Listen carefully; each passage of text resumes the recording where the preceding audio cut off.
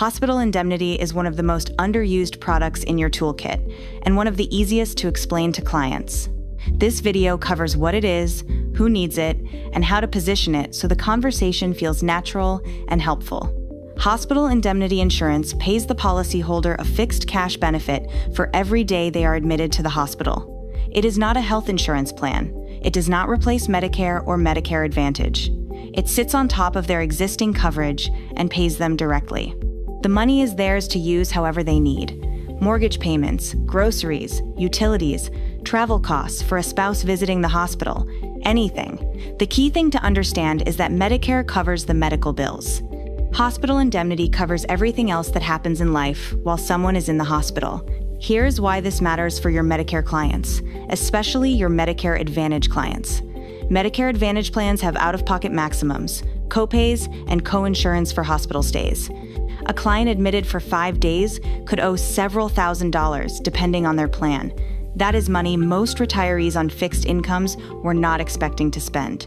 Hospital indemnity fills that gap. If the policy pays $200 per day and the client is in the hospital for 5 days, they receive $1,000 in cash. That check is not going to the hospital. It is going to the client to cover whatever they need while they are recovering. The clients who benefit most from hospital indemnity fall into a few clear categories. First, Medicare Advantage enrollees who have hospital copays and coinsurance built into their plan. They are the most natural fit because the gap between what Medicare covers medically and what life costs during a hospital stay is very real. Second, clients with chronic conditions that make hospitalization more likely. Someone managing diabetes, heart disease, or COPD has a higher chance of being admitted, and they know it. Third, clients on tight fixed incomes where an unexpected hospital stay would create a real financial strain.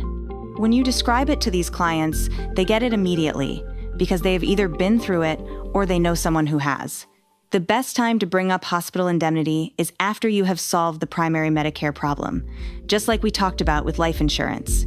You finish the Medicare enrollment, the client feels good about their coverage, and you say something like, "There's one more thing I want to make sure you know about. Medicare covers your medical bills if you end up in the hospital, but it does not cover the regular bills that keep coming while you are there. Hospital indemnity is a small policy that pays you cash directly for every day you are admitted, so your family does not have to scramble. It is very affordable, and a lot of my clients add it on for peace of mind. Would you like to see what it costs?" That transition works because you are not introducing a new problem. You are closing a gap the client did not know existed. Here is a quick example.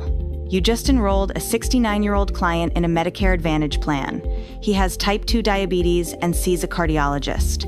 You mentioned that clients with ongoing health conditions sometimes end up in the hospital unexpectedly, and when that happens, the bills at home do not stop. You show him a hospital indemnity policy that pays $150 per day. The premium is less than $1 a day. He says he never even knew this existed and enrolls right there. That is a common reaction, because most people have never heard of hospital indemnity until an agent explains it to them. Your action step.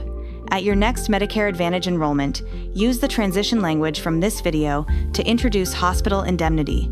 Have a quote ready before the appointment so you can show the client a real number instead of speaking in generalities. When they see how affordable it is, the conversation almost closes itself.